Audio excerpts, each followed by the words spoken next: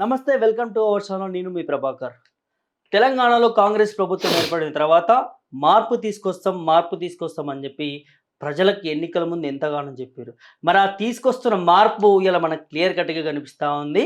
ఇవాళ దాదాపు 4000 కోట్ల పైచిలుకు ఇలా ప్రజా ధనాన్ని ఇలా కాంగ్రెస్ ప్రభుత్వము వృధా చేస్తున్నట్టు మనకి తెలుస్తా ఉంది. సో ఏదైతే టీఎస్‌ని టీజీగా చేయడము, అదేవిధంగా తెలంగాణ తల్లి విగ్రహాన్ని మార్చడము. సో వీటన్నిటికి అయ్యే ఖర్చు దాదాపు 4000 కోట్ల పైగానే ఉంటుందని చెప్పి మనకు సమాచారాలు అంతా ఉన్నాయి. సో ఇదే అంశం పైన మనతో మాట్లాడడానికి తెలంగాణ ఉద్యమకారులు గాదె ఇన్నయ్య గారు ఉన్నారు. వారితో మాట్లాడి మరిన్ని విషయాలు తెలుసుకునే ప్రయత్నం చేద్దాం. నమస్కారం సార్. నమస్తే. సార్ ఏంటి సార్ కాంగ్రెస్ మార్పు తీసుకొచ్చినాం అని చెప్తా ఉంది. మరి ఇవాళ టీఎస్‌ని టీజీ కావచ్చు, లేకపోతే తెలంగాణ తల్లి విగ్రహాన్ని మార్చడం కావచ్చు. దీని వెనకాల ఏముండొచ్చు? చాలా భారీ ఖర్చు జరుగుతా ఉంది దీనిపైన. ఏం చెప్తారు సార్? అంటే మనం ఎప్పుడు గూడా మార్పు అనే దాన్ని 2 రకాలుగా చూడాలి. ఒకటి అది పురోగమనం చెందే మార్పు. హ్మ్. ఇంకొకటి తిరోగమనం చెందే మార్పు. హ్మ్. ముందుకు పోయే ముందుకు పోయేది ఉంటది, వెనక్కొచ్చేది ఉంటది. హ్మ్. ఏది జరిగినా మార్పే అంటారు. హ్మ్.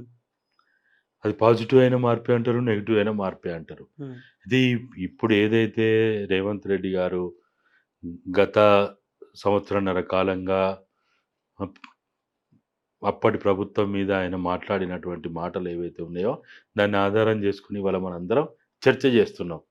హ్మ్. లేకపోతే వాళ్ళ మాటల్లో చెప్పాలంటే విమర్శ చేస్తున్నాం. వాస్తవంగా చెప్పాలంటే ఇది చర్చ, విమర్శ గాదు. హ్మ్. సద్విమర్శ. ఒకవేళ విమర్శ అనుకునేది సద్విమర్శ.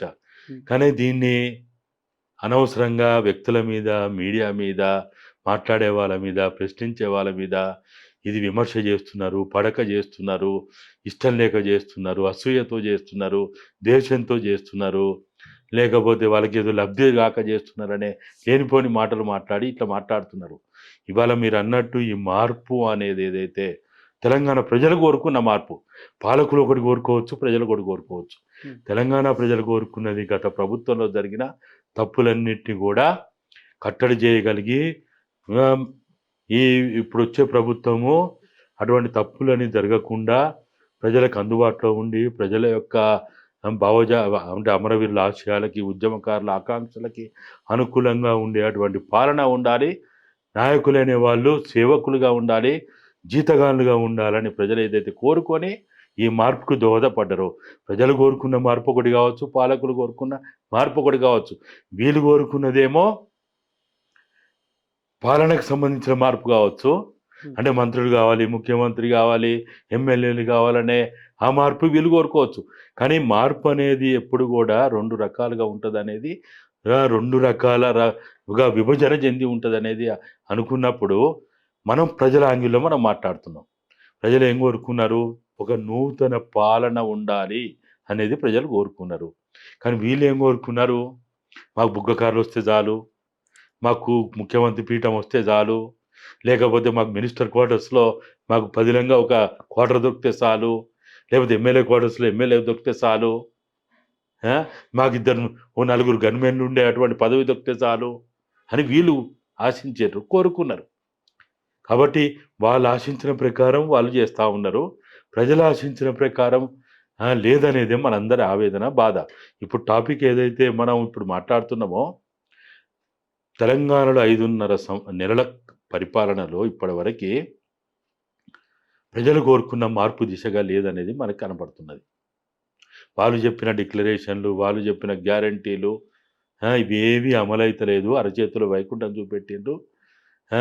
ఇది తుపాగ్రామం నేషం అయిపోయింది. సరే కారణాలు ఏమైనా కావచ్చు. లంక బిందెలు అనుకుంటే ఖాళీ బిందెలుగా వచ్చినాయా? లేకపోతే ఆహ్, ఇంకా అసలు అప్పులు పుడతలేవా? రెవెన్యూ లేదా? లేకపోతే ఏదైనా కావచ్చు. ఏది ఏమైనప్పటికీ 5.5 దాదాపుగా 6 నెలల కాలంలో పాలన ఏదైతే పూర్తిగా హ్మ్. ఆ! హ్మ్. అస్తవ్యస్తంగా ఉన్నదనేది మనకు కనపడతా ఉన్నది. హ్మ్. ఒక జవాబుదారీతనం లేకుండా ఉన్నదనేది మనకు కనపడతా ఉన్నది. ఎవరు ఎక్కడ ఏం చేస్తుండో తెలియదు. హ్మ్. ఎవరిని అడగాలనో తెలియదు. సరే ఏదో అక్కడ ఒక బ్రహ్మాండమైనటువంటి ఆహ్, పూలే గారి పేరుతోటి ఒక అవకాశం కల్పించిండ్రని చెప్పిండ్రు. మరి ఏం జరుగుతుందో, మరి వచ్చిన అప్లికేషన్‌లకి ఎవరు ఆన్సర్ చెప్తున్నారో, పరిష్కారం ఏమైనాయో ఇప్పటివరకు దాని మీద ఒక సమీక్ష లేదు. ఒక రకమైనటువంటి ఆన్సరింగు ఒక ఎక్కడ గూడా బాధ్యులైనటువంటి అధికారులు లేరు. టీఎస్‌ని టీజీగా చేయడము, తెలంగాణ తల్లి విగ్రహం మార్చడం. ఇప్పుడు ప్రజలకు అవసరమా సార్ ఇది? దీనిపైన చాలా ఖర్చవుతదని జెప్పి గూడా కొంతమంది మనకు చెప్తున్న మాట కనిపిస్తా ఉంది. ఏం చెప్తారు సార్ దీనికి? ఏం అవసరం మరి? హ్మ్. దేనికి అవసరం? ఇప్పుడు పేర్లు మార్చినంత మాత్రాన లేకపోతే ఆహ్, తల్లి విగ్రహాన్ని ఆకారాన్ని మార్చినంత మాత్రాన రంగులు మారుస్తారు గావచ్చు, ఆకారాన్ని మారుస్తారు గావచ్చు, లేకపోతే కొన్ని అదనంగా ఏమన్నా చేరుస్తారు గావచ్చు, ఏదో జేస్తారు. హ్మ్. లేకపోతే ఆ లోగోలో ఏదో కొన్ని మార్పులు, చేర్పులు జేస్తారు గావచ్చు. అసలు ప్రజల జీవితాలకి 4,00,00,000 ప్రజల జీవితాలకి దీనికి ఏమన్నా ముడిపడి ఉందా? ఇంత ప్రజా డబ్బు మరి వృధా అవుతున్నట్టే గదా సార్ దీని వెనకాల. 100% వృధా అవుతున్నది. అదే గదా మా బాధంతా. హ్మ్. మా బాధంతా ఇవాళ ఈ ఆవేదన, ఈ ఆక్రందన ఈరోజు ఈ విధంగా మాట్లాడడానికి వెనుక ఉన్నటువంటి ఆహ్, మా స్పందన అరే! కండ్ల ముందే వేల కోట్ల రూపాయలు ఖర్చయితున్నాయి, దుబారా అయితున్నాయి. నిజంగానే మిగులు సంపదొచ్చింది, ఖర్చు పెట్టినామంటే వేరు. హ్మ్. మనకి కావాల్సినయన్నీ సమకూరినాయి. ఏమి ఏమాత్రం గూడా లోటు లేదనుకున్నప్పుడు మనం ఏమైనా జేసుకోవచ్చు. కానీ ఇవాళ 12వ తారీఖు నాడు స్కూలు తెరవబోతున్నారు. ఇప్పటివరకి స్కూళ్ళ గురించి పట్టించుకున్నోడు లేడు, సమీక్ష చేసినోడు లేడు. లేపోతే అక్కడ దానికి సంబంధించినటువంటి ఏదైతే విద్యార్థులని స్కూళ్ళకి చేర్పించడానికి కావాల్సినటువంటి ఒక మెకానిజం లేదు. వాళ్ళకి పలకలున్నాయా, బల్పాలున్నాయా, పుస్తకాలున్నాయా, నోట్‌బుక్స్ ఉన్నాయా, లేపోతే స్కూళ్ళల్లో లైట్లున్నాయా, తాగునీరున్నదా, లేపోతే అక్కడ టాయిలెట్స్ ఉన్నాయా, లైబ్రరీ ఉందా, ప్లే గ్రౌండ్ ఉందా, లేకపోతే అక్కడ ఉన్నటువంటి ఏదన్నా మన ఏదైతే ఓ దేశం, ప్రపంచం బాగా వెలుగొందుతున్నదని చెప్పబడుతున్న దాంట్లో అక్కడేమన్నా వాళ్ళకి కావాల్సిన కంప్యూటర్లు ఏమన్నా ఉన్నాయా? చాక్ పీసులు గతి లేవు. రాయడానికి నల్ల బోర్డులు గతి లేవు. ఒకవైపు ఇంత అధ్వానమైన స్థితిలో ఉన్నప్పుడు ఇంకా 4 రోజులకి స్కూలు తెరవాలా. హ్మ్. దాని గురించి ఇప్పటివరకు ఒక చర్చ లేదు. దాని మీద ఒక సమీక్ష లేదు. దానికి సంబంధించినటువంటి ఆదేశాలు లేవు. విద్యాశాఖ మంత్రి లేడా? సమాజంలో విద్యకున్నంత ప్రాధాన్యత దేనికి లేదు. విద్య ఉంటే మనం ఈ దేశంలో కావచ్చు, ఈ రాష్ట్రంలో కావచ్చు, ప్రపంచంలో కావచ్చు, ఎక్కడైనా కనీసం కొంత విచక్షణతోటి అవగాహనతోటి బతకడానికి అవకాశం ఉంటది. మంచి, చెడు తెలుసుకోవడానికి అవకాశం ఉంటది. సరే ఇప్పుడు విద్యార్థులు వేరే అనుకో, ఆ అవగాహన లేకుండా అయిపోతుంది. విద్యా విధానమే మొత్తం ఖరాబ్ అయిపోయింది. అది వేరే విషయం. కానీ పాలకులు చేయాల్సిన పని ఏంటిది? వైద్య రంగం అట్టున్నది. అక్కడ హాస్పిటల్‌లో కనీసం పరీక్షలు చేసుకోవడానికి ఎండోస్కోపీ లేదు. లేకపోతే అక్కడ ఉన్నటువంటి కనీస పరీక్షలు చేయడానికి కావాల్సినటువంటి మిషనరీ లేదు. అవును. ఇది ఇట్లుందా? జూన్ 2వ తారీఖు నాడు రంగరంగ వైభవంగా హ్మ్. పెద్ద పెద్ద ఆడంబరాలు చేసుకొని హ్మ్. వాళ్ళు దశాబ్ది ఉత్సవాల ముగింపు కార్యక్రమం వాళ్ళు చేసిండ్రు. దశాబ్ది ఉత్సవాల ముగింపు సందర్భంగా అమరవీరుల కుటుంబాలకు గానీ, ఉద్యమకారులకు గానీ, లేకపోతే తెలంగాణ రాష్ట్ర సాధకులకు గానీ ఏమైనా మేలు జరిగిందా? మరి దాదాపుగా ఇప్పుడు 3.5, 4 వేల కోట్ల రూపాయలు ఖర్చు పెట్టి దేనికి ఉపయోగపడినటువంటి పేరు మారుతూ అసలు నిజంగా చెప్పాలంటే అది దేనికైనా ఉపయోగపడుతున్నదా? అంటే మాకైతే అసలు ఏ రకంగా చూసినా అది దేనికి ఉపయోగపడతలేదు. దీనిపైన కొంతమంది చెప్తున్నారు. ఆనాటి కేసీఆర్ ఆనవాళ్ళు తీసేయాలని జెప్పి ఇలాంటి పేర్లు మార్చడం జరుగుతా ఉందని జెప్పి అంటా ఉన్నారు. ఏం చెప్తారు సార్ దీనికి? మరి ఆయన కట్టించిన సెక్రటరీలో ఎందుకు కూర్చున్నావు? హ్మ్. ఆనవాళ్ళు తీసేయాలంటే ఆయన కట్టించిన సెక్రటరీలో కూర్చోవద్దు. హ్మ్. కూర్చున్నారు కదా మరి. అవును.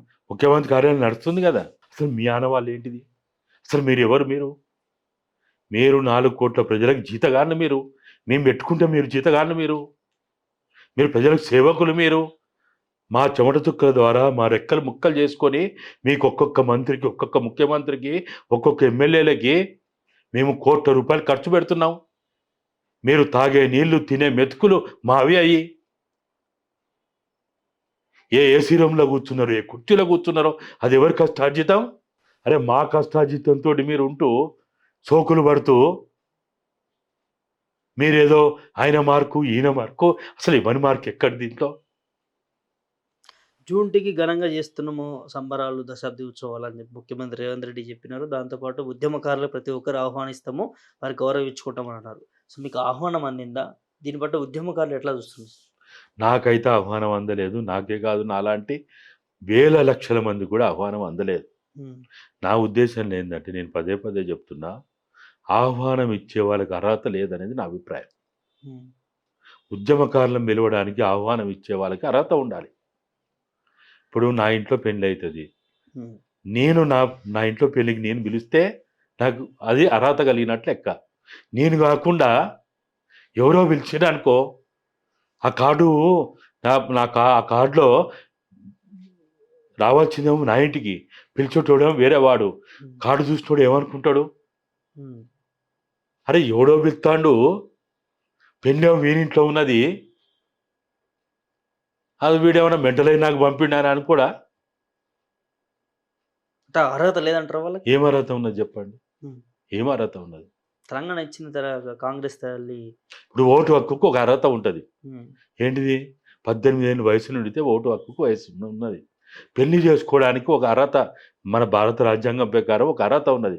అరే గింత వయసు వస్తే నువ్వు పెళ్లి చేసుకోవడానికి అర్హుడరా? లేకపోతే మైనర్ పేరుతోటి తీసుకుపోయి జైల్లో పడేస్తారా అంటారు. అంటే తెలంగాణ ఇచ్చింది సోనియమ్మ అంటారు కదా సార్! ఆ అర్హత సరిపోదంటారా వాళ్ళకి కాంగ్రెస్ వాళ్ళకి? తెలంగాణ తెచ్చుకున్నది, తెలంగాణ సాధించింది, తెలంగాణ అమరవీరులు, తెలంగాణ ఆహ్, ఉద్యమకారులు, తెలంగాణ సాధకులు, 4,00,00,000 తెలంగాణ ప్రజలు. అంటే మిలియన్ మార్చ్ ఏం లేదు. సాగరహారం ఏం లేదు.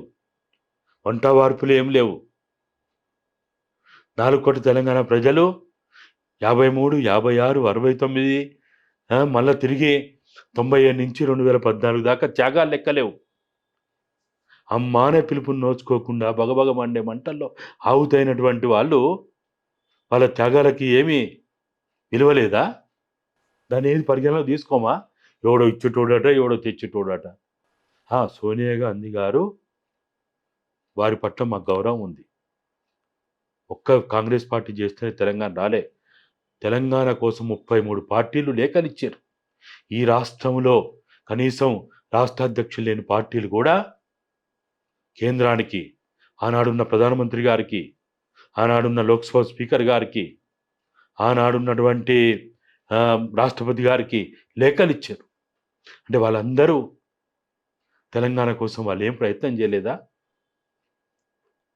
ప్రపంచవ్యాప్తంగా ఉన్నటువంటి తెలుగు వాళ్ళు కావచ్చు, తెలంగాణ వాళ్ళు కావచ్చు, తెలంగాణ రావాలని కోరుకున్న తెలంగాణ అభిమానులు కావచ్చు, ఎంతమంది ఎన్ని దేశాల్లో బతుకమ్మ అయితేంది, దసరా అయితేంది, ఉగాది అయితేంది, తెలంగాణ కోసం ఎన్ని కార్యక్రమాలు చేసిండ్రో వాళ్ళ యొక్క భాగస్వామ్యం ఏమి లేదా?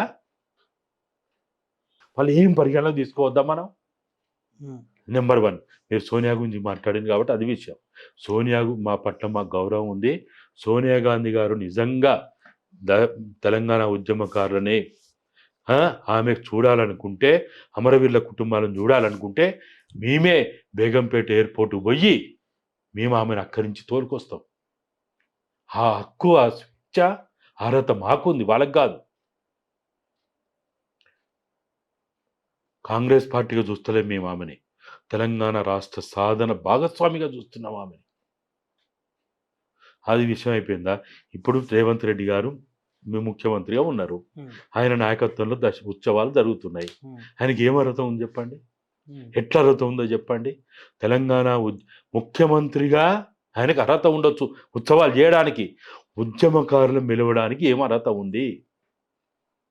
ఎన్నడన్నా తెలంగాణ ఉద్యమంలో ఎప్పుడైనా పాల్గొన్నాడా? ఒక రాస్తారోకో చేసిండా? ఒక ధర్నా చేసిండా? లేకపోతే ఒక ఊరేగింపులో పాల్గొన్నాడా? ఒక నిరసనలో పాల్గొన్నాడా? ఓ జంతర్ మంతర్ పోయి ఏమన్నా నిరసన తెలిపిండా? ఇందిరా పార్క్ వచ్చి నిరసన తెలిపిండా? ఏదన్నా తెలంగాణ కోసం జెండా పట్టుకొని ఎక్కడైనా ఆయన ప్రతినభూని మాట్లాడిండా? చెమట చుక్కలు రాల్చిండా? రెక్కలు ముక్కలు చేసుకున్నాడా? ఇవన్నీ చేయలే. ఒక ఎత్తు. ఇంకొక వైపు చూస్తే తెలంగాణ వద్దన్నోళ్ళ వైపు, తెలంగాణ అంటే తన్నినోళ్ళ వైపు ఉన్నటువంటి రేవంత్ రెడ్డి గారు ఏ అర్హతతోటి మమ్మల్ని పిలుస్తాడు? ఏం అర్హత ఉంది చెప్పండి? ఓకే. ఆయన గౌరవ ముఖ్యమంత్రి కాబట్టి దశాబ్ది ఉత్సవాల బాధ్యత ముఖ్యమంత్రి మీదనే ఉంటుంది కాబట్టి, ఎందుకంటే ఇది ఒక రకంగా చెప్పాలంటే మనకి తెలంగాణ ఆవిర్భావ దినోత్సవం కాబట్టి ఏ ముఖ్యమంత్రి ఉన్నా వాళ్ళే నిర్వహించాలి, తప్పదు అది. ఇది మొదటిది కాదు, ఇది చివరిది కాదు. అంతే. 2015 నుంచి జరుపుతూనే ఉన్నారు. ఇప్పుడు 14లో జరిపి 24లో జరిపిండ్రు. రేపు 25లో 26 27లో రేపు ఈయన సపోజ్ ఈయన ముఖ్యమంత్రి నుంచి దిగిపోతాడు, కారణాలు ఏమైనా కావచ్చు, అప్పుడు జరపరా? ఎవరున్నా జరపాల్సిందే. ఈ రోజు ఉన్నటువంటి క్యాబినెట్లో నేను కరెక్షన్ చేసుకోవడానికి సిద్ధమే. ఎంతమంది మంత్రులు తెలంగాణ ఉద్యమంలో కనీసం భాగస్వాములైన వాళ్ళు ఉన్నారో చెప్పండి. అయినా మేమేమంటున్నాము, మేమేమి వాళ్ళని అఘోరపరుస్తలేము. కానీ మీరు ఇటువంటి కార్యక్రమాలు చేసేటప్పుడు దాన్ని అంటున్నోళ్ళని, సొంటున్నోళ్ళని, మట్టి వాసన చూసిన వాళ్ళని, త్యాగాల రక్తపు వాసన చూసిన వాళ్ళని, దాంట్లో భాగస్వాములైన వాళ్ళని ముందు వరుసలో పెట్టమని అడిగినాం. ఈ చిన్న కోరిక ఇది. ఇప్పుడు తండ్రికి పిండం పెట్టేటప్పుడు ఎవరు పెడతారు? కొడుకే పెట్టాలి. ఎందుకు పెట్టాలా? పేగుబంధం ఉంది కాబట్టి, రక్తబంధం ఉంది కాబట్టి. ఇవాళ మాకు తెలంగాణ ఉద్యమంతో పేగుబంధం ఉంది, రక్తబంధం ఉంది. ఎవరు అర్హులు? మేము. తండ్రికి పిండం పెట్టేటప్పుడు తండ్రికి కాష్టం కాడిపోయి కాటికాడికి పోయి కాల్చేటప్పుడు ఎవరు చేస్తాడు ఆ కార్యక్రమం? కొడుకే చేస్తాడు. కొడుకు లేని పరిస్థితుల్లో బిడ్డ చేస్తాడు కావచ్చు. ఎందుకు? పేగుబంధం ఉంది కాబట్టి, రక్తబంధం ఉంది కాబట్టి. పేగుబంధం లేదు, రక్తబంధం లేనటువంటి వీళ్ళకేం హక్కుందని నేను అడుగుతున్నా. నేను మాట్లాడేది హిందూ సాంప్రదాయంలో మాట్లాడుతున్నా. సార్, ప్రజాపాలన పైన మా ఈ ఎంపీ ఎలక్షన్ రిజల్ట్స్ రెఫరెండంగా చూపించిందని చెప్తా ఉన్నారు. బీజేపీకి కాంగ్రెస్కి సెరిసాం సీట్లు తీసుకున్నారు 8. సో ఏం చెప్తారు సార్? బీఆర్ఎస్ పని అయిపోయినట్టునే కావాలన్నట్టు. అంటే ఇది ప్రజలు ఆయా పార్టీల యొక్క పెర్ఫార్మెన్స్ని బట్టి సరి అయిన తీర్పు ఇచ్చింది అనేది నా అభిప్రాయం. ఎంత చేసుకుంటే అంత అంటారు. ఈరోజున్న పరిస్థితుల్లో కాంగ్రెస్ పార్టీ తన ఆట తను ఆడింది. చెస్ గేమ్లో ఎంత ఆడాలన్నా అంత ఆడింది. బీజేపీ ఎంత ఆడాలన్నా ఆడింది. బీఆర్ఎస్ తరఫున ఆట ఆడలేని పరిస్థితి ఉంది కాబట్టి ఆట ఆడలే వాళ్ళు. ఇప్పుడు మనము మ్యాచ్ ఆడుతూ ఉంటాం, క్రికెట్ మ్యాచ్ 5-6 గ్రూపులు ఆడుతూ ఉంటాయి. సరిగా పర్ఫార్మెన్స్ చేయకపోతే ఏమవుతాడు? వాడు ఎలిమినేట్ అయిపోతాడు కదా. 2 జాతీయ పార్టీలు చదరంగం ఆడినాయి అంటారా? అంతే మరి. వాళ్ళు ఖచ్చితంగా వాళ్ళకు చదరంగం ఆడిండ్రు. వాళ్ళ పర్ఫార్మెన్స్ని బట్టే వాళ్ళు ప్రజలు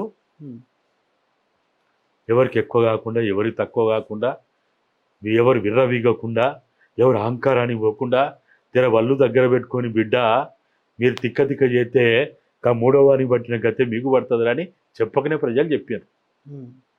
ప్రజలు చాలా గొప్పోళ్ళు, చాలా సూక్ష్మంగా ఆలోచిస్తారు. చాలామంది ఏమనుకుంటారంటే, వీడు డబ్బులు ఇస్తే కొట్టేస్తాడు, లేకపోతే అది చేస్తే కొట్టేస్తాడు, వీరికి ఏం తెలివి ఉంది అని అనుకుంటారు. అట్లా ఏముండదు. ప్రజలు చాలా చాలా ఆలోచన చేసే ఈ తీర్పు ఇచ్చిండ్రు. మీరు గినక ఒళ్ళు దగ్గర పెట్టుకోకపోతే మీ బతుకు బండారం అయిద్దని చెప్పడానికే చెప్పారు. విర్రవీగుతున్న కాంగ్రెస్ పార్టీకి జర ముంగుదాడేసారు. అరే మా కోసం జర కొట్టారా నాయన, నువ్వేదో అటు ఇటు ఆడుతున్నావు, గిల్లగిల్ల నువ్వు ఆడుతున్నావు, నీకు ఒక అవకాశం ఇస్తున్నావు అని బీజేపీకి ఇంత అవకాశం ఇచ్చారు.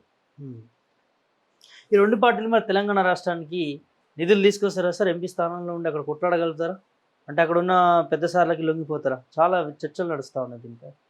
ఇప్పుడు ప్రజలు వీళ్ళేదో పెను మార్పులు చేస్తారు, నిధులు తీసుకొచ్చి ఏదో గొప్ప పెద్ద పెద్ద మార్పులు చేస్తారు అని ఏమనుకుంటలేరు. వాళ్ళు అనుకునేది ఏంది? అవినీతి ఉండొద్దు, అక్రమాలు ఉండొద్దు, ఎమ్మెల్యేల ఎంపీల పాలకుల భూ కబ్జాలు ఉండొద్దు, రౌడీయిజం ఉండొద్దు, గుండాయిజం ఉండొద్దు, అమానుషం అనేది జరగొద్దు, ప్రజాస్వామ్య పాలన ఉంటే చాలు. వీళ్ళు ఏం చేయాల్సిన అవసరం లేదు. ఎవరు చూస్తాడు వీళ్ళ కోసం? పాలకుల కోసం ఎప్పుడు ప్రజలు ఎదురు చూడరు. కాకపోతే ఇంకా సూర్యుడిని, చంద్రుడిని, లేకపోతే కాలమాన కోసం ఎదురు చూస్తారు. కానీ పాలకులు ఎవడుంటేది, ఎవడొస్తేది, ఎవడు పోతేది, వాళ్ళకి ఏమవసరం? వాళ్ళు ఇదంతా ఏమీ ఆలోచించారు, ప్రజలు ఎప్పుడు ఆలోచించారు. ఇదంతా ఏంటంటే మన మధ్య జరుగుతున్న చర్చే. ఇప్పటి వరకు ఈ 70 ఏళ్ల కాలంలో ఏం చేసింది చెప్పండి? ఉన్నది పోయింది. గొలుసుకట్టు చెరువులు పోయినాయా? ఊర్లలో ఉన్న పీతిరికుంట బాయ, జంగిడివర్లకుంట బాయ, చాకిరేవు బాయ, సావురేవు బాయ, మంచినీళ్ళ చెరువు బాయ, తూములు బాయ, మత్తళ్ళు బాయ, ఏమైనా ఉన్నాయా అయితే ఊర్లలో? మీరు గ్రామీణ ప్రాంతాల నుంచి వచ్చారు కదా, ఏమైనా ఉన్నదా? ఎంత కాలుష్యం అయిపోయింది. ఒకవేళ తెలంగాణకైతే అసలు ఏది అవసరం లేదు. నిజాం కాలంలోనే ఇతర దేశాలకు అప్పులు ఇచ్చిన గడ్డ ఇది. ఒరే విధవల్లారా, మూర్ఖులారా, మాకు అప్పులు చేయకపోతే చాలు రాని మొత్తుకుంటారు ప్రజలు. ఇవాళ మీ మీద, నా మీద, ఒక్కొక్కరి మీద 2.5 నుంచి 3 లక్షల రూపాయలు అప్పున్నది. మన సబ్స్టేషన్ కుదవబడే, బస్ స్టాండ్లు కుదవబడే, బస్ డిపోలు కుదవబడే. అప్పులు చేయకుండా అరే నాయన మీరు అప్పు చేసి పప్పు కూడా పెట్టొద్దురా అంటారు. మరి ఇవన్నీ పథకాలు ఎట్లా నెరవేర్చేస్తారు? మరి అమలు చేస్తామని చెప్పి 100 రోజులు 6 గ్యారెంటీలు అన్నారు, ఇప్పటివరకు కాని పరిస్థితి. ఖచ్చితంగా చేయొచ్చు. అంటే ఏమనం అవసరం లేదు. చిత్తశుద్ధి ఉండాలి. చిత్తశుద్ధి ఉంటే ఏదైనా చేయవచ్చు. ఇప్పుడు మీరు అన్నారు కదా, ఈ టీఎస్ని చేసి టీజీ పెట్టిండు, ఏదో దాంట్లో లోగో మారుస్తాడు, లేకపోతే తెలంగాణ తల్లి విగ్రహం మారుస్తాడు. 4,000 రూపాయలు ఖర్చు పెట్టడానికి ప్రణాళిక, డబ్బులు లేకున్నా అక్కడి నుంచి ఇక్కడి నుంచి అప్పులు తెచ్చి అవి చేసి ఇవి చేసి, లేకపోతే దాంట్లో ఉన్న మిగిలిన దీంట్లో ఉన్న మిగిలి తెచ్చి మీరు అన్నట్టు తన మార్కును చూపించుకోవడానికి చేసినటువంటి ఒక కమిట్మెంటు మిగతా వాటి మీద ఎందుకు లేదు? మేము చెప్పడానికి సిద్ధంగా ఉన్నాం. 1 రూపాయి బిచ్చమెత్తకుండా, అప్పులు చేయకుండా 5 సంవత్సరాలు పాలన ఎట్లా చేయొచ్చు మేము చెప్తాం. మేము ఎట్లా చేయాలో చెప్తాం. తెలంగాణలో 1 రోజు కాదు, 1 సంవత్సరం కాదు, 30 ఏళ్ళు 1 రూపాయి అప్పు తీసుకురాకుండా పాలన ఎట్లా చేయొచ్చో మేము చెప్తాం. అంటే పాలకుల నిర్లక్ష్యం వల్లే అంటారా? 100% చిత్తశుద్ధి లేకపోవడం, నిర్లక్ష్యంగా ఉండడం, అహంభావంతో ఉండడం, అహంకారంతో ఉండడం, బాధ్యత రాహిత్యంతో ఉండడం. ఇప్పుడు మీ ముందు మేము చెప్తున్నాం, మీరు పాలకులను పిలవండి, మమ్మల్ని పిలవండి. ఈ 5 సంవత్సరాలు లేకపోతే 4.5 సంవత్సరాలు రేవంత్ రెడ్డి పాలనలో 1 రూపాయి అప్పు తీసుకురాకుండా ఇప్పుడున్న అప్పులు కూడా ఇన్స్టాల్మెంట్ కట్టడానికి, ఇప్పుడు అమలు చేయాల్సిన పథకాలన్నీ అమలు చేయడానికి ఏ విధంగా అయితే సాధ్యమైందో మీరు మీ మిర్రర్ టీవీ తరపున చర్చ పెట్టండి, వాళ్ళని పిలవండి. ముఖ్యమంత్రి ఎట్లా రాడు, కానీ ఏ మంత్రి నన్ను పిలవండి, ఎవరైనా ప్రభుత్వం తరపున ఎవరినైనా పిలవండి, మేము వస్తాం, మేము చెప్తాం. కాంగ్రెస్లో ఎవరు లేరంటారు సార్ అట్లా? మీరు పిలవండి, మీరు ఎక్కడైనా పెట్టండి. అంబేద్కర్ విగ్రహం దగ్గర పెడతారా? తెలంగాణ అమరవీరుల నిలువెత్తు సాక్షిగా ఉన్నా అక్కడ పెడతారా? అంబేద్కర్ విగ్రహం అక్కడ ఉంది కదా, అక్కడ ఆడ పెడతారా? మీరు ఎక్కడైనా మిర్రర్ టీవీ తరపున పెట్టండి. మేము మాట్లాడడానికి, సలహాలు ఇవ్వడానికి, సూచనలు ఇవ్వడానికి, పాలన సక్రమంగా గాడిలో పడి నడవడానికి మేము సూచనలు సలహాలు ఇవ్వడానికి సిద్ధంగా ఉన్నాం. మీరు ఆ బాధ్యత తీసుకోండి. ఇంకోటి సార్, దేశ రాజకీయాల్లో ఒకసారి చూస్తే గతంలో కంటే బీజేపీకి ఈసారి సీట్లు తక్కువ రావడం చూసినాం. సో ఈ బీజేపీ క్రేజ్ తగ్గిపోతుందని చెప్పుకోవచ్చు సార్, ఎట్లా చెప్తారు దీన్ని? అంటే దాంట్లో 2-3 కారణాలు ఉన్నాయి. ఒకటేమో 10 సంవత్సరాల పాలన పైన మామూలుగానే ఎక్కడైనా కానీ ప్రజల్లో వ్యతిరేకత ఉండడం అనేది చాలా సహజమైన విషయం, నెంబర్ 1. నెంబర్ 2, ఏదైతే 14లో 19లో ఇచ్చినటువంటి హామీలు ఉన్నాయో, చేసిన ప్రకటనలు ఉన్నాయో, అవి నామమాత్రంగా కూడా అమలు కాకపోవడం అనేది రెండవది. మూడవది, మోడీ గారికి కుటుంబం లేకపోవచ్చు, భార్యాపిల్లలు లేకపోవచ్చు, వ్యాపారాలు లేకపోవచ్చు, కానీ బీజేపీ పారిశ్రామిక అదాని అంబానీ లాంటి వాళ్ళకి దోచిపెడుతున్నది, లేకపోతే ఈ దేశ సంపద అంతా కొల్లగొడుతున్నది, లేకపోతే ఈ దేశంలో ఉన్నటువంటి మనం ఏదైతే రాజ్యాంగం ప్రకారం రాసుకున్నటువంటి సెక్యులరిజం కావచ్చు, ఫెడరలిజం కావచ్చు, డెమోక్రసీ కావచ్చు, మనకున్న రాజ్యాంగం ప్రకారం పాలన కావచ్చు, దీన్ని తుంగలో దొక్కుతున్నది అనే ఒక రకమైనటువంటి ఆలోచన, భావన, చర్చ దేశవ్యాప్తంగా జరిగినటువంటి మాట వాస్తవం. దీంతో పాటు ఏంది ఈ మూడోది, నాలుగవది ఏంటిది, బీజేపీ వ్యతిరేక పార్టీలు అది 50%, 60%, 70% కాకుండా కనీసం 30-40% అన్నా కానీ ఐక్యమైనరు, ఓటు చీలలే. ఉత్తరప్రదేశ్లో ఆ ఫలితాలు రావడానికి ప్రధాన కారణం అక్కడ ఓటు చీలకపోవడం. ఆంధ్రప్రదేశ్లో జగన్మోహన్ రెడ్డి ఓడిపోవడానికి ప్రధాన కారణం జగన్మోహన్ రెడ్డి వ్యతిరేక శక్తుల ఐక్యత, జగన్మోహన్ రెడ్డి వ్యతిరేక ఓటు చీలకపోవడం.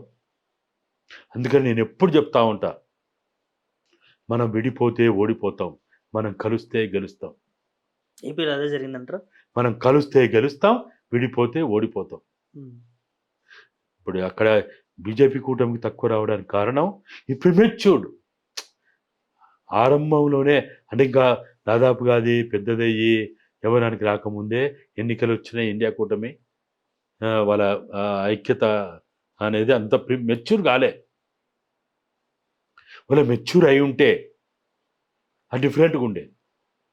ఆంధ్రప్రదేశ్లో లెక్క మెచ్యూర్ అయి ఉంటే, కసి ఉంటే అన్ని పార్టీల వాళ్ళకి, ఇండియా కూటమిలో ఉన్న అన్ని పార్టీలకు అంతా కసి రాలే. ఈవెన్ కాంగ్రెస్ పార్టీలో కూడా రాహుల్ గాంధీ గారికి ఉన్నంత కసి ఆ పార్టీలో ఉన్న ముఖ్య నాయకులకు ఎక్కడుంది? ఈ రాష్ట్రంలో రాహుల్ గాంధీ గారికి ఉన్నంత కసి ఈ రాష్ట్రంలో రేవంత్ రెడ్డి గారికి ఉందా? ఉంటే 8 ఎట్లా వస్తాయి? రావు కదా. కాబట్టి మీరు అన్నట్టు బీజేపీకి సీట్లు తగ్గడానికి ప్రధాన కారణం వాళ్ళు 10 సంవత్సరాల కాలంలో పరిపాలన చేసిన విధానాల మీద, వ్యవహరించిన తీరు మీద, తీసుకున్న నిర్ణయాల మీద చాలా అన్డెమోక్రటిక్ నిర్ణయాలు తీసుకున్నారు. మన సెక్యులరిస్ట్ కంట్రీది, ఇది ఒక మతానికి సంబంధించిన దేశం కాదు. ఇది ఒక సెక్యులర్ కంట్రీలో సెక్యులర్ భావజాలంతో కూడిన పాలన కొనసాగాలి. వ్యక్తిగతంగా నాకు ఏ మతం ఉండొచ్చు, ఏ మతాన్ని నాకు గౌరవించవచ్చు, ఆరాధించవచ్చు. పాలకుడు ఎప్పుడు 135 కోట్ల ప్రజల భావానికి అనుకూలమైనటువంటి విశ్వాసాలకు అనుకూలమైన పాలన చేయాలి. ఒక మత విశ్వాసాలని నేను ఎలుగెత్తి చాటుతా అంటే నడవదు. దానికి అనుకూలమైన రాజ్యాంగాన్ని తీసుకొస్తా అంటే నడవదు. ప్రాంతీయ పార్టీలు ఉండొద్దు అంటే నడవదు. మన రాజ్యాంగంలో మన ఫెడరల్ వ్యవస్థ. ప్రాంతీయ పార్టీ అంటే నాకు ఒకటి గుర్తుకొచ్చింది. అక్కడ ఏపీలో టీడీపీకి 16 సీట్లు ఇచ్చింది ఏపీ ప్రజలు. ఇక్కడ తెలంగాణలో ఒక్క సీటు కూడా లేకపోయింది ప్రాంతీయ పార్టీకి. ఎందుకు? దీనికి ఈ రాష్ట్రంలో ఎవరు అవునన్నా కాదన్నా తెలంగాణ రాష్ట్ర సాధనలో టిఆర్ఎస్ అనే ఒక తెలంగాణ రాష్ట్ర సమితి అనే ఒక పేరుకున్నంత ప్రాధాన్యత వేరే దేనికి ఉండదు. ప్రాంతీయ పార్టీలకి ఎక్కువ ప్రిఫరెన్స్ ఇవ్వాల్సి ఉంటుందని చెప్పి చాలా మంది చెప్తా ఉన్నారు. అసలు బయట నుంచి కూడా మనకు వినిపిస్తా ఉంది. ఇవ్వాలి, ఖచ్చితంగా ఇవ్వాలి. ఇక్కడ ఏం జరిగి ఉండొచ్చు అంటూ? ఇక్కడ అదే లోపం, వాళ్ళ లోపమే, ప్రజల లోపం కాదు. నేను చెప్తున్నా కదా, ఇప్పుడు ఛాలెంజ్ చేసి చెప్తున్నా, మామూలుగా కాదు. సంస్థాగత మార్పులు చేయాలి. గ్రామ స్థాయి, మండల స్థాయి, నియోజకవర్గ స్థాయి, జిల్లా స్థాయి, రాష్ట్ర స్థాయిలో సంస్థాగత మార్పులు చేసి తెలంగాణ వాదానికి, నినాదానికి, త్యాగానికి నిలువెత్తు సాక్షిగా ఉన్న వాళ్ళని తీసుకొచ్చి ముందర పెట్టాలి. పెట్టి వాళ్ళని నాయకత్వంలో కనుక ముందుకు పోతే అప్పుడు మళ్ళా తెలంగాణ ప్రజలకు ఒక గౌరవం దక్కుతుంది. తెలంగాణ ప్రజలకి ఒక విశ్వాసం కలుగుతుంది. 6 నెలల్లో, సరే 3 నెలల నుంచి 6 నెలల మధ్య కాలంలో వచ్చే లోకల్ బాడీ కానీ సర్పంచ్ ఎన్నికల్లో భారీ ఫలితాలు రాకపోతే చూడండి, భారీ ఫలితాలు వస్తాయి. ఇప్పుడు నా వల్ల ఏదైనా తప్పు జరిగింది, నా ఇంట్లోనికో పక్కోనికో లేకపోతే మా గ్రామంలోనో మా జిల్లాలోనో రాష్ట్రంలోనో ఓ తప్పు జరిగింది. నేను ఏదైనా తప్పు మాట్లాడినా అనుకోండి, ఇట్లా మాట్లాడితే ఏదైనా తప్పు మాట్లాడినా అనుకోండి, సారీ చెప్తే తప్పేంది? మన కిరీటాలు పడిపోతాయా? కావు కదా. మనం ఏమంటున్నాం, తెలంగాణ రాష్ట్ర సమితికి ఉన్న బలం దాన్ని ఎవరు చెరిపేయలేరు. ఈ రోజు కూడా శాసనసభ ఎన్నికలు కావచ్చు, పార్లమెంట్ ఎన్నికలు కావచ్చు, ఇన్ని ఓట్లు పడుతున్నాయంటే దేనికి నిదర్శనం అది? తెలంగాణ పిచ్చోళ్ళు లేరా? తెలంగాణ సెంటిమెంట్తో ఉన్నోళ్ళు లేరా? తెలంగాణ వాదాన్ని నిలువెత్తుగా చూడాలనే వాళ్ళు లేరా? నీ నాయకులు అమ్ముడు పోవచ్చు, నీ ఎమ్మెల్యేలు అమ్ముడు పోవచ్చు, నీ పార్టీ ద్వారా డబ్బులు సంపాదించుకోవాళ్ళు నీకు కనపడకుండా పోవచ్చు. కానీ ప్రజలు ₹1 ఫలితం పొందినటువంటి ప్రజలు ఈరోజు కూడా తెలంగాణ పిచ్చితోటి. అంటే ఇక్కడ తెలంగాణలో ఇట్లా చూసుకున్నాం సార్, మరి ఏపీలో 10 సీట్లకే పడిపోయింది వైసీపీ, దానికి ఏం చెప్తారు సార్? అక్కడ పడిపోవడానికి పాలనలో ఉంది ఒక కారణం అయితే, రెండవది పార్టీని ఇంతకుముందు చెప్పినట్టు పార్టీ సంస్థాగత నిర్మాణాన్ని నిర్వీర్యం చేసిండు ఆయన. వాలంటీర్ల మీద డిపెండ్ అయ్యి గ్రామశాఖ లేదు, గ్రామాధ్యక్షులు లేడు, మండల కమిటీలు లేవు. అంటే పార్టీ పరమైన సంస్థాగత నిర్మాణం లేదు, నెంబర్ 1. నెంబర్ 2, ప్రజాప్రతినిధిగా చెప్పబడే వార్డ్ నెంబర్లు, sarpanch, MPTC, ZPTC, even MLA. ఇప్పుడు ఏదో క్యాస్ట్ సర్టిఫికేట్ కావాలి, ఇన్కమ్ సర్టిఫికేట్ కావాలి, డేట్ ఆఫ్ బర్త్ సర్టిఫికేట్ కావాలి, లేకపోతే బర్త్ సర్టిఫికేట్ కావాలి, లేకపోతే ఏదో గ్రామంలో ఉన్నప్పుడు ఒక పెన్షన్ కావాలి, ఇంకేదో కావాలి. వాడు వాలంటీర్ దగ్గరికే సర్పంచ్తో అవసరం లేదు, వార్డ్ నెంబర్తో అవసరం లేదు, ఎంపీటీతో అవసరం లేదు. ప్రజాప్రతినిధులకి, వైఎస్ఆర్సీపీ ప్రజాప్రతినిధులు ప్రజలకు మధ్య గ్యాప్ వచ్చి పడేసింది. వీరి పాత్ర లేదా ఎక్కడ? అంతే అంటారా? మీరు చెప్పండి, ఉన్నదా? వాలంటీర్ వ్యవస్థలో ఎక్కడైనా ఉన్నదా? తర్వాత అహంభావం ఎప్పుడు పనికిరాదు. ఒక జిల్లాలో ఎమ్మెల్యేని పట్టుకొచ్చి, నెల్లూరు జిల్లాలో ఉన్న ప్రాతినిధ్యం వహిస్తున్న ఎమ్మెల్యేని పట్టుకొచ్చి ప్రకాశం జిల్లాలో పోటీ చేయిస్తే ఏమనుకుంటారు అక్కడ జనాలు? అంటే అప్పుడప్పుడు ఈ పాలకులు చెప్తా ఉంటారు, పార్టీలో వాళ్ళు, చెప్పును పెట్టినా మేము గెలుస్తాం, రేపు కుక్కను పెట్టినా గెలుస్తాం అని అన్నట్టే ఉన్నది. అక్కడ సుమారు 50 నుంచి 55 మందిని ఈ జిల్లా వాడిని తీసుకో, ఆ జిల్లా వాడిని తీసుకో, ఈ జిల్లాలో వాని పేరు తెలియదు. అంటే పేరు తెలిసి ఉంటుంది కావచ్చు, వానితో ప్రజలకు సంబంధాలు లేవు. జగన్మోహన్ ఇంత జరిగినా 40% ఓట్లు వచ్చినాయి అంటే తక్కువేం కాదు. ప్రజల్ని 1% కూడా తప్పు పట్టడానికి వీల్లేదు. ఈరోజు ఆ ఫలితాలు రావడం, అది 11, 111 పక్కన పెడదాం. ఆ ఫలితాలు రావడానికి జగన్మోహన్ రెడ్డి వ్యవహార శైలే ప్రధాన కారణం. నిర్లక్ష్యం. అసలు ఇక్కడ లెక్కనే అక్కడ ఎమ్మెల్యేలను ఎవరు గెలిచారు, మంత్రులను ఎవరు గెలిచారు? ఆయన కొన్ని ఇంటర్వ్యూలో నేను చూస్తా, ఎందుకు ఇట్లా ఎమ్మెల్యేలని అక్కడ పట్టుకొచ్చి ఇడబెట్టిండు, ఇక్కడ పట్టుకొని ఆడబెట్టిండ్రు, అసలు పీపుల్తో కనెక్షన్ లేదు, ఎట్లా గెలుస్తారంటే అవసరం లేదు, వాడు నన్ను చూసి ఓట్లు ఎత్తారంటాడు. మీడియాలో బహిరంగంగా, ఇంటర్వ్యూస్లో. దాంతోపాటు కక్ష సాధింపు చర్యలు ఎప్పుడు పాలకులని ప్రజలు హర్షించరు. ఎప్పుడు కక్ష సాధింపు చర్యలు పనికిరావు. ఇప్పుడు మీరు అన్నారు చూడు, టీఎస్డీసీ టీజీ పెట్టుడు, లోగో మార్చుడు, పాటను మార్చుడు, ఇవన్నీ కూడా ఏంటంటే ఒక రకమైనటువంటి అదేదో స్వీయ ఆడంబరాల కోసం, స్వీయ తృప్తి కోసం చేసే పని. నీ తృప్తి కోసం చేస్తే ప్రజలకి ఏమో అవసరం? మీరు ఇద్దరు తన్నుకోదలుచుకున్నారు, కొట్టుకోదలుచుకున్నారు, పగలు తీర్చుకోదలుచుకుంటారంటే ఇద్దరు పదవులు పక్కన పెట్టి పోయి తన్నుకోపోండి, ఎవడొద్దంటాడు? అండమాన్ నికోబార్ పోయి తన్నుకోండి, ఎవడొద్దంటాడు? ప్రజలు చాలా జాగ్రత్తగా ఉంటారు. వీళ్ళు ఏమనుకుంటారంటే పాలకులు, నేను డబ్బులు ఇస్తాను కదా, నేను టింగ బెల్లు కొడితే లేదా బటన్ నొక్కుతాడు, డబ్బులు పడుతున్నాయి కదా. ప్రజలకు తెలియదా ఇది ఎక్కడి నుంచి వచ్చిన సొమ్మని, ఎవరి సొమ్మని, ఎవరి కష్టార్జితమని, ఎవరి ట్యాక్సుల వల్ల వచ్చిందని, లేకపోతే అప్పులు చేస్తే ఈ అప్పులు ఎవరు కట్టాలని ప్రజలకు తెలియదా? ప్రజలంతా పిచ్చోళ్ళు అనుకుంటారు ఇప్పుడు వీళ్ళు. సో మొత్తానికి ఏం చెప్తారు సార్, ఈ ప్రజాధనాన్ని వృధాగా ప్రభుత్వం ఏం చేస్తుంది అనుకోవచ్చా? లేకపోతే దీనివల్ల ఉపయోగం ఉందా? ఉపయోగం లేదా? దీన్ని మారుస్తే బావుంటదా? ఎందుకు ఈ విధంగా ప్రభుత్వం వేయడం ఇలా ఉంది? ఏం చెప్తారు? మీ ద్వారా నేను ఈ ప్రభుత్వానికి ఇంకా 4.5 ఏండ్లు పాలన చేసి ప్రజలకి స్వపరిపాలన అందించాలని గనుక ఒక ఆశతోటి, ఒక నమ్మకంతోటి, ఒక అభిప్రాయంతోటి మీ ద్వారా నేను మాట్లాడేది కూడా ఇటువంటి పిచ్చి పనులు చేయకుర్రి, మూర్ఖ పనులు చేయకుర్రి. మీ స్వీయ తృప్తి కోసం, ఆనందం కోసం చేయకుర్రి. మీ ఈర్ష్య, ద్వేషము, కక్ష, అసూయ ఉంటే మీరు పదవిని పక్కన పెట్టి రాజీనామా చేసి బయటకొచ్చి మీరు కక్ష సాధింపులా, మీరు లేకపోతే ఇంకోట బయట చేసుకోండి. ఇవాళ మీరు కూర్చున్న ఆ పీఠము తెలంగాణ అమరవీరులు సాధించినటువంటి పీఠం అది. తెలంగాణ ఉద్యమకాలు సాధించినటువంటి పీఠం.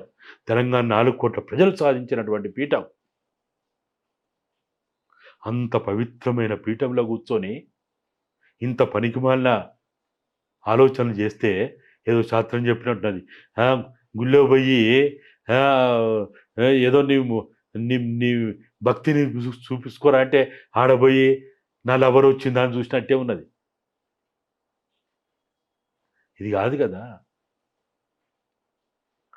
పాలకులు అనే వాళ్ళు ప్రజలకు జవాబుదారిగా ఉండాలి. నీ ప్రతిపక్ష పార్టీల మీద కక్షలు తీర్చుకోవడానికి కాదు. అరే నీ బొమ్మ ఎన్ని చోట్ల చూడాలన్నా మేము అదేంది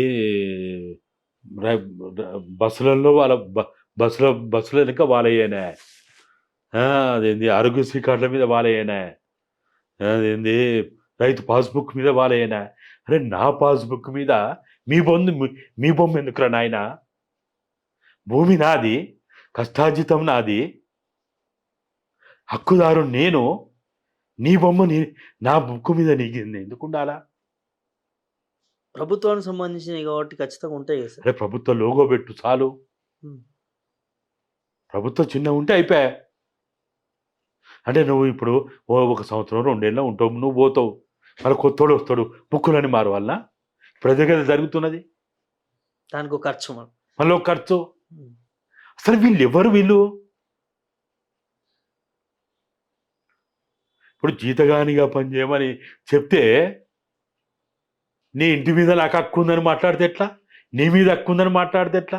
నీ భూమి హక్కు ఉందని మాట్లాడితే ఎట్లా? కాదు కదా.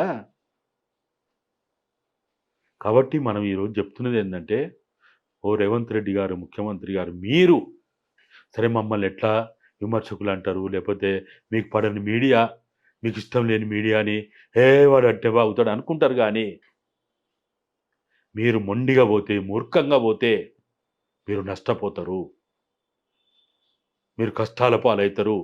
మీరు గనుక ఇట్లనే ఎవ్వరు చెప్పినా నేను వినడానికి అవసరం లేదని పట్టుబడితే ప్రజలు కూడా మీ మీద పట్టుబడతారు. తస్మాత్ జాగ్రత్త. మీ మంచి మనసుతోటి మీ పాలన ఇట్లే కొనసాగాలని, ప్రజలకి మీరు చరిత్రలో మిగిలిపోవాలని మాత్రమే మేము చెప్తున్నాం. కానీ మీరేదో ఉత్తగానే వాడెవడ వాగిండు, వీడెవడ వాగిండు, 4,000 కోట్ల రూపాయల ప్రజాధనాన్ని దుర్వినియోగం చేయడానికి మీకేం హక్కుందని అడుగుతున్నాం. మీకెవరిచ్చింది అక్కని అడుగుతున్నాం. మీకంతా మీ మార్కు రాజకీయం తలుచుకుంటే మీ ఆస్తులు అమ్మి పెట్టండి. మీరు, మీ పిల్లలు, మీ భార్య, మీ కుటుంబ సభ్యులు రెక్కలు ముక్కలు చేసుకొని చెమట చుక్కలు రాల్చి మీకు వీలున్నోళ్ళకి మీరు అనుకున్నది చేయండి. కానీ ఇది ప్రజాధనం, ఇది ప్రజల సొమ్మిది, మీ కష్టార్జితం కాదు. దీని మీద ఒక్క రూపాయి మీద కూడా మీకు ప్రజల హక్కు లేదు మీకు దుర్వినియోగం చేయడానికి. అరే మీరు తాగే నీళ్లు మాయి, మీరు తినే తిండి మాది, మీరు కూర్చునే కుర్చీ మాది. బాధ్యత మరిచి మీరు గనుక ఇట్లనే ఎవడన్నా ఏమన్నా అనుకొని, ఎవడన్నా వాక్కొని అని మీరు అనుకుంటే ప్రజలు గత పాలకులకు బుద్ధి చెప్పినట్టుగానే మీకు కూడా బుద్ధి చెప్తారు. కాబట్టి అటువంటి పరిస్థితి రాకుండా ఉండాలంటే ఇటువంటి పిచ్చి పనులు పనిచేయండి. Thank you sir. రైట్, చూసారు కదా విలువైన ఇంటర్వ్యూ. ఇంకో ఇంటర్వ్యూతో మీతో ఉంటా. Thank you.